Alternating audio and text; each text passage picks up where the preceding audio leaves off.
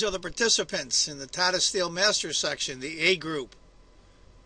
11 Aronian from Armenia, Karl Nakamura from the United States, Fabiano Caruana representing Italy, Boris Gelfand from Israel, Sergei Karjakin representing Russia, Leonard Dominguez from Cuba, Anish Giri, the Netherlands, Wesley So, the Philippines, Nadich from Germany, Pantala Hari Krishna from India, Richard Rapport from Hungary, and Luke Van Wheelie, who I met once and got his autograph, is from the Netherlands. Average rating 2743, category 20. Great tournament. Don't miss any of the action. Hi folks, John Cordisco back again with another great chess video for you. This is a great game. This is why 11 Aronian is the #2 rated player in the world. That might have gave away the ending, but it's a fairly long game, so let's get to it. It's 11 Aronian is white from Armenia, and Sergei Karjakin, now representing Russia, is black. Sergei was a child prodigy back when he was young, like Nakamura. So let's get to it. It's going to be a Queen's Indian, C4, E6, Knight F3, B6, which determines to be the Queen's Indian because the Queen Bishop gets fianchettled. G3, Bishop A6, B3, which protects the C4 pawn, B4 check, Bishop, and Bishop goes back. You see that a lot, because the reason why black goes back to here, because now this dark squared bishop isn't on that great of a square. Knight C3, castles, Bishop G2, C6. Controls a lot of good squares, B5 and D5 especially. E4, D5, E takes, C takes. Going a little bit quick because it's a fairly long game and I'll be able to get it in the time restraint that I have. Knight E5. Of course, you can always stop the video at any point if you want to check out the game. Bishop B7, white castles, Knight C6. I've got my Fritz 13 computer on off screen. Maybe 2/3 of a pawn advantage for white. Excuse me, so we'll call it even. Bishop F4, protect the knight and get the bishop developed. Knight goes to A5. Rook to C1, Bishop A3, Rook goes to B1. If Rook to C8 instead, Queen to E2, and I think white's okay there. Not great, but okay. Bishop A3, Rook to B1, Bishop B4, attacking the knight. Knight moves to E2. Now that poor knight doesn't really have many places to go. I mean, he can't go here, here, here, or here. There's no point going back where he was, and C1's pointless. So that knight's really not doing that well. Knight to C6, Bishop G5, Bishop goes back because that's an incredibly annoying pin on the knight on F6. Knight to F4, that's a good spot. I think that Aronian's come a long ways in this opening. It's about a half a point advantage, but I think it's much easier to play white right now. Queen to D6, Bishop takes, C takes, E takes, Bishop takes. Now it looks like he's up a pawn, but he really isn't, because after Bishop takes, pawn takes, Queen takes. Now the material's now even. Pawn structures on both, about the same. This is nothing major. White hits the queen. Queen goes back to F6. Knight to H5, hitting the queen again. Now the queen's doing a lot of work here. She's guarding this bishop and she's guarding this knight. Hopefully it won't get overloaded. Queen to H6. Queen to G4. Because this would be really annoying if one of the rooks came over and pinned the bishop against the queen. Queen to G6, offering the trade of rooks. White says no. Rook A to D8, hitting the bishop. Knight to f4, protecting the bishop and hitting the queen.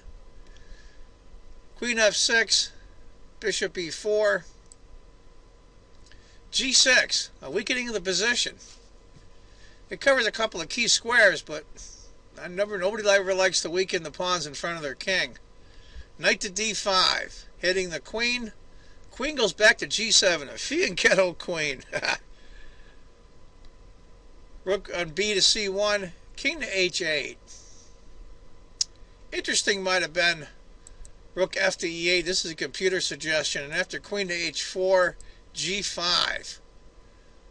And after queen takes, bishop takes. And you see why the king can't take here. Because knight here checks. And the knight's hitting this rook, and this rook is hitting this rook. So king would have to go to g7. Rook takes e8, rook takes e8. White's a pawn up, but according to the computer, it's dead even.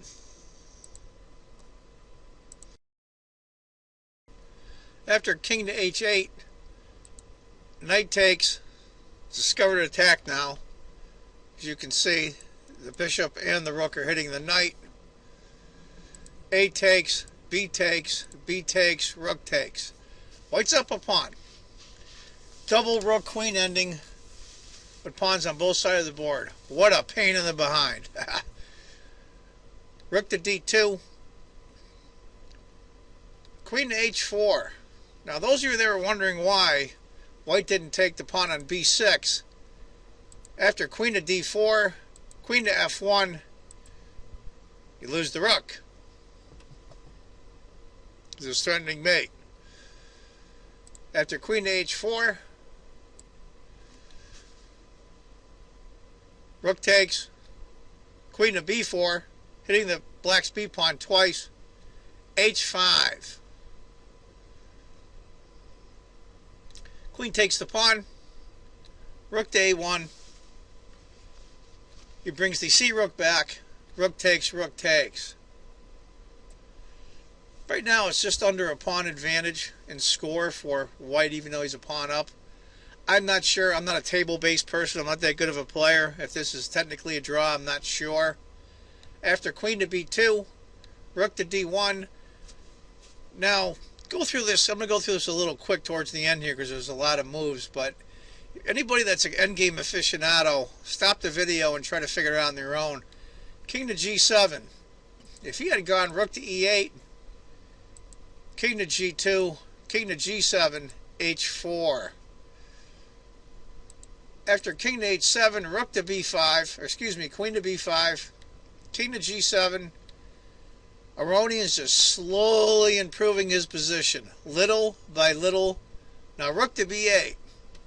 Well, here's where he tricks black. He's figured he's hitting the pawn twice. Rook goes to b1. Protected by the queen. Now he's got the rook behind his passed pawn. See how this works out. Queen to e5. Queen to d2. Slowly but surely, White improves on his position. Little by little by little. Rook to b4. King to f1. Here comes the white king. Here comes the black king. Of course, we all know kings are powerful pieces in the endgame. King. King to d3. g5. The position is slowly coming up in White's favor. It's about a pawn and a quarter advantage now. King to c3. Rook to b7. And Aronian's just grinding him. b4. And this is where Karjakin stumbles. It's about a point and a half advantage for White, a little over. He goes king to g4, and it jumps to 2.5 point advantage for White. Resignable. What he should have played was h takes, and after h takes, king to e6. Had the king come back over. Have the rook guard the back pawn, or when it comes here to guard it with the rook, and bring the king over and help. He didn't. He went king to g4. He committed himself. b5, King H3, G takes, F4. Beautiful work by Aronian. Beautiful work. King to G4, B6. If King had taken instead, King to D4, King to F3, Rook B3 check, King to G2, H3. And that pretty much seals his fate. After F5, King to D4, King to F4, Rook to B3, and slowly but surely Aronian is taking it to him. H3 by black, King to G5 was maybe a last final shot, and after H3, F4. After H3, King to D5, King to G4, King to C6, Rook to B8. He's got to back up the Rook. Rook goes G3 check. Great move. Computer call for King to C7 is a very close number 2 choice. I think 99% of us would have played that.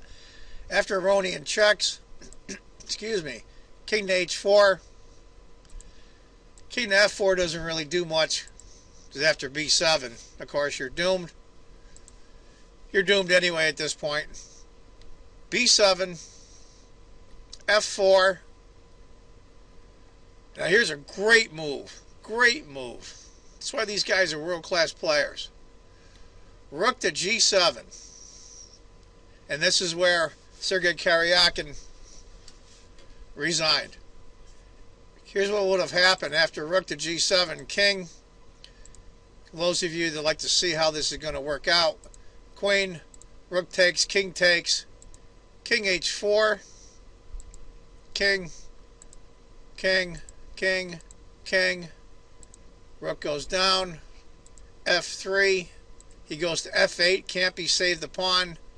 Rook takes, and you can figure it out from here. The Rook just swings back here and cuts off the black king while the white king comes down.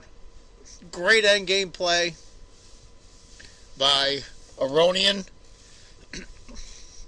Rook and pawn endings are the toughest there is, and he played this one beautifully. These guys are starting to get like Carlsen, and what I mean, they're all great players.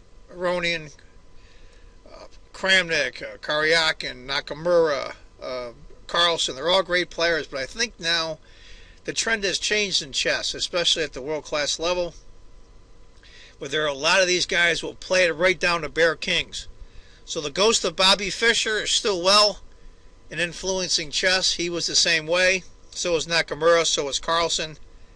If you ever saw a video I did previously between Kramnik and Aronian at the FIDE candidates, oh, great game. Great game. Bishop pawn ending. Oh, incredible game. Incredibly complicated. Anyway, folks, that's the video for today from round 9. I hope you liked it. I want to thank all my new subscribers. And to those that haven't subscribed, please do. And I want you to remember, if you think chess is just a game, you're not playing it right. Take care, folks. Bye-bye.